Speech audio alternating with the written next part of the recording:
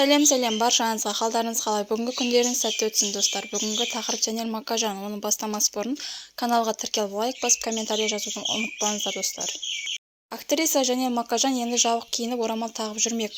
Бұл туралы актриса өзінің инстаграм парақшасында жазды. Ол қасиет қағбаның алдына тұрған видеосын жариялаған. Онда актриса жұбайына тосын жасап өзінің орамал тағатынын айтады. Бүгін соңғы күн, сіз қалаған армандаған нәрсені айтқым келіп отыр. Сіз тосын сый қылып айт дедіңіз ғой. Қағбаның қасында айтқан тосын сый артық не болмақ. Мен енді орамалға келдім дейді актриса. Осы сәтте жұбайы Асылхан көз жасына ерік берді. Ол әйелінің маңдайынан сүйіп, Алла тағаланың разылығы үшін жақсы көретін, оның қолдап демеп жүретін, өзінің бақыт екенін айтты.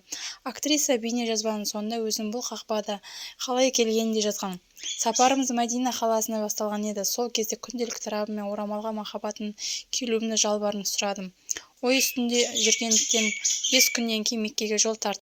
Бұл жерге шүбәсіз Раббымның ғана қалауымен келгенімді терең түсініп, мен үлкен өзгерістерге алып келді. Қағбаның жанында сұрағанымда көп ұзатпай отырғанымның мені қатты ойландырды. Сондай-ақ Жанель Макажан әбекемнің үлкен армандарының бірі менің орамалға келуім еді.